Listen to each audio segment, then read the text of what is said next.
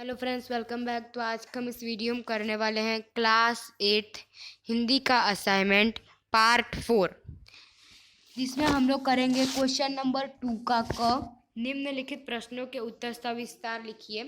इसमें आपके 3 क्वेश्चन आएंगे, उनमें से आपको कोई भी 2 करने रहेंगे। 6 मार्क के आपका रहेगा क्वेश्चन। चैप्टर नंबर 1 में से आपका क्वेश्चन है, हम जो पत्र लिखते हैं वे दूसरों तक कैसे पहुंचते हैं? कौन ले जाता है? हम तक कौन पहुंचाता है? पत्र कहाँ इकट्ठे होते हैं? आंसर है आपका, हम जो पत्र लिखते हैं वे पत्र पेटी में डालते हैं। डाकिया उन्हें डाक घर में ले जाता है। डाक घर से उन पत्रों को पते के अनुसार रेल द्वारा वहां के डाक घरों में भेजा जाता है। वहां से फिर वे पत्र पते के अनुसार स्थानीय पते पर डाकिया द्वारा भेजा जाता है।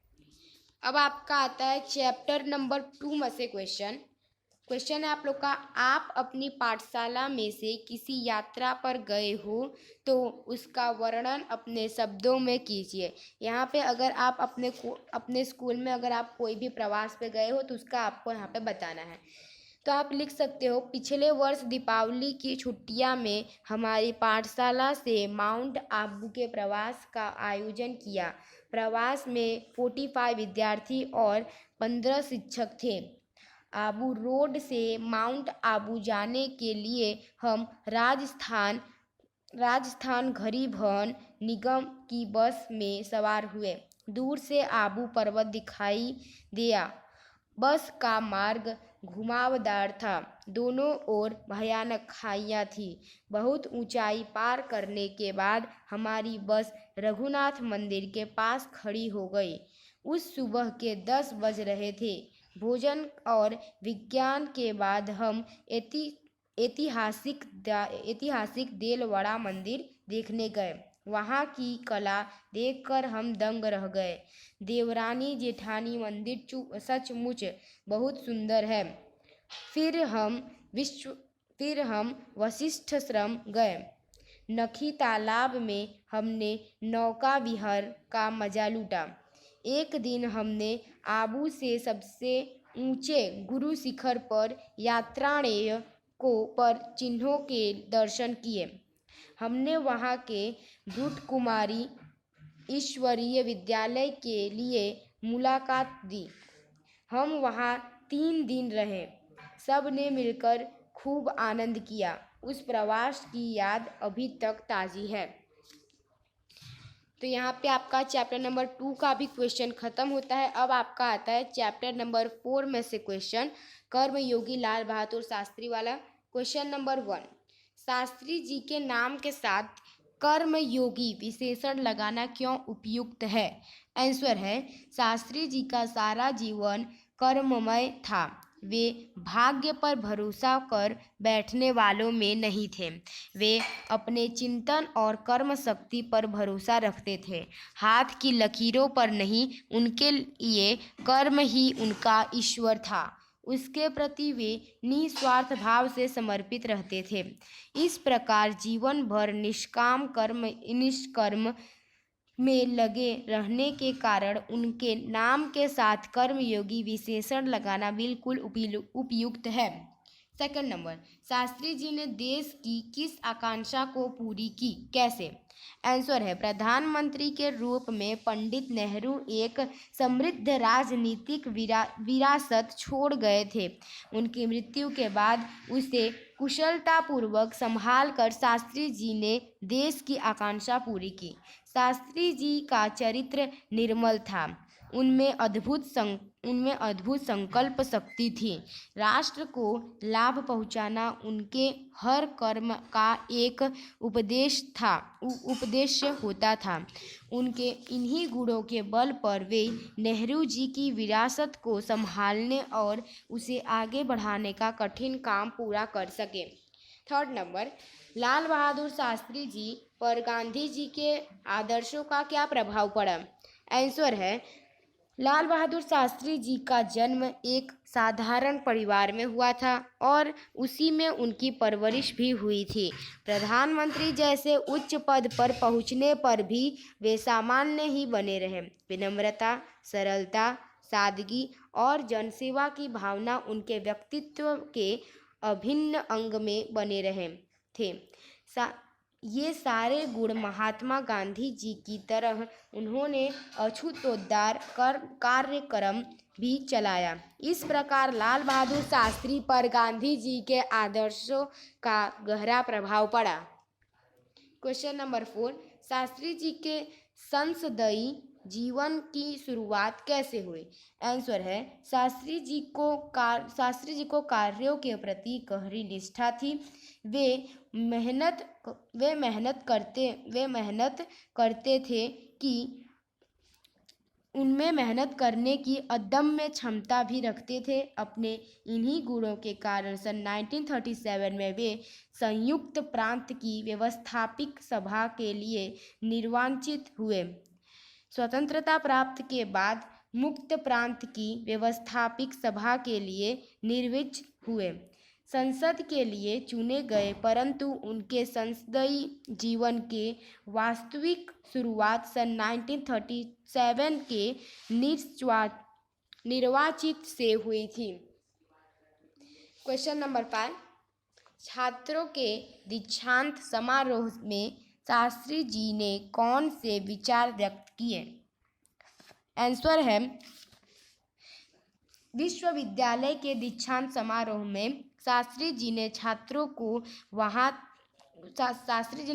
को कहा था कि भविष्य में आप कुछ भी बने, लेकिन सबसे पहले आप इस देश के नागरिक हैं। देश का संविधान आपको कुछ अधिकार देता है, साथ ही आपके पास कुछ कर्तव्यों का भार रहता है। देश के प्रजातंत्र होने के कारण प्रत्येक नागरिक को निजी स्वतंत्रता भी मिली है। इस स्वतंत्रता का उपयोग हमें समाज के हित में करना चाहिए। इस प्रकार उन्होंने छात्रों को मिली स्वतंत्रता के सदुपयोग के बारे में अपना विचार प्रकट किए थे।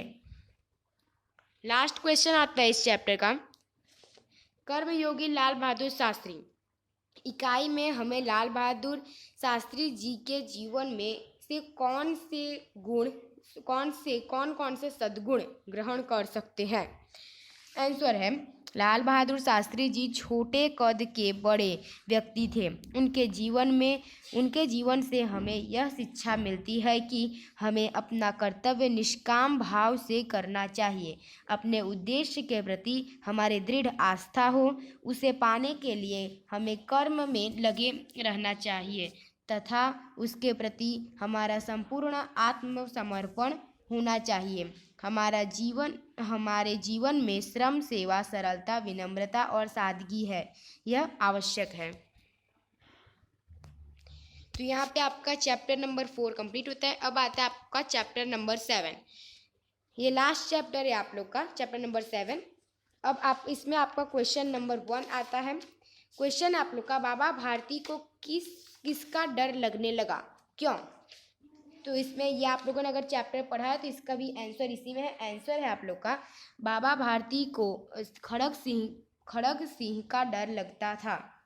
ऐसा बाका घोड़ा खड़ग सिंह बाबा भारती के पास आकर उसने घोड़े सुल्तान को देख गया है।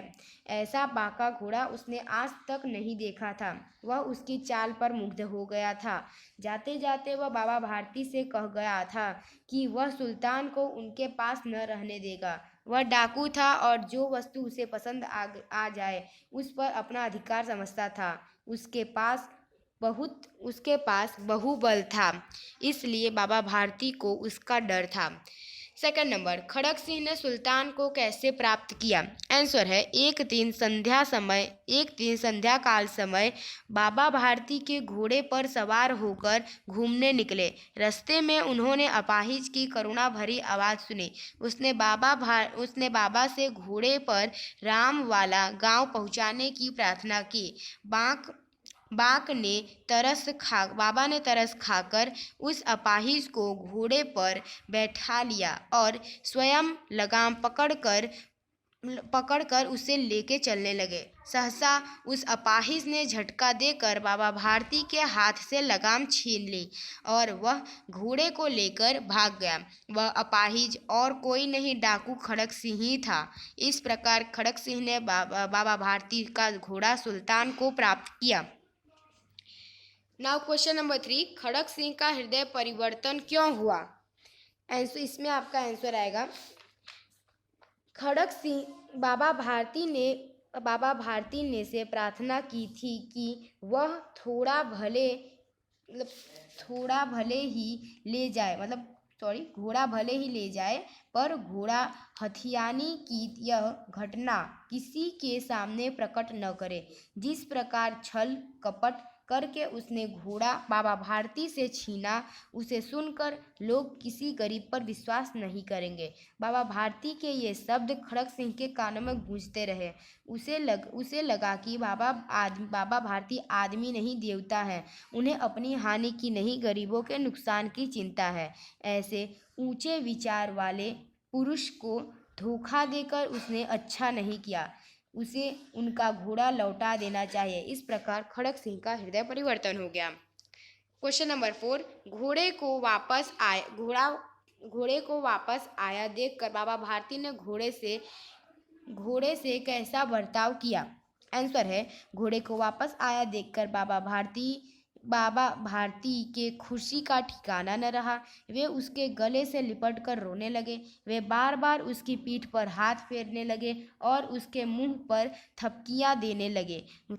घोड़े की वापसी पर संतोष प्रकट करते हुए उन्होंने कहा कि अब कोई भी गरीब की मदद करने से मुंह नहीं मोड़ेगा। इस प्रकार घोड़े को वापस आया हुआ देखकर बाबा भारती ने उसके साथ वही बर्ताव किया जो एक पिता अपने बहुत दिनों से पिछड़े हुए पुत्र के साथ करता था।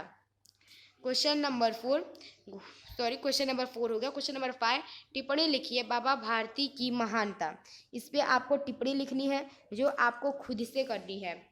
बाबा भारती अपना समय कैसे बिताते थे, तो ये भी आपको यहाँ पे बाबा भारती सुल्तान के साथ अपना जीवन कैसे बिताते थे वो आपको यहाँ पे लिखना है। ये दोनों आपको खुद से करना है, सोच समझ कर। हो सकता है आपके वर्कबुक में इसका आंसर दिया हो। अगर आपको इनका आंसर नहीं आ रहा है तो आप हमें कमेंट कर देना, हम आपको इसका सॉल्यूशन दे देंगे। और अगर आप लोग को इसका लिखा हुआ PDF चाहिए क्वेश्चन नंबर 2 के क का, तो आप हमें कमेंट कीजिए, हम आपको इसका लिखा हुआ आंसर के साथ लिखा हुआ PDF हम आपको प्रोवाइड कर देंगे। ठीक है, तो यहाँ पे आपका पार्ट 4 भी कंप्लीट होता है। नेक्स्ट वीडियो यानी नेक्स्ट पार्ट में हम लोग करेंगे क्वेश्चन नंबर 3 का अ, जिसमें आपको एक एक वाक्य के क्वेश्चन आंसर देने हैं। ठीक है, तो अगर आप लोग को हमारा वीडियो पसंद है इसे लाइक कीजिए, सब्सक्राइब कीजिए, शेयर कीजिए। मिलते हैं। जय हिंद, जय भारत।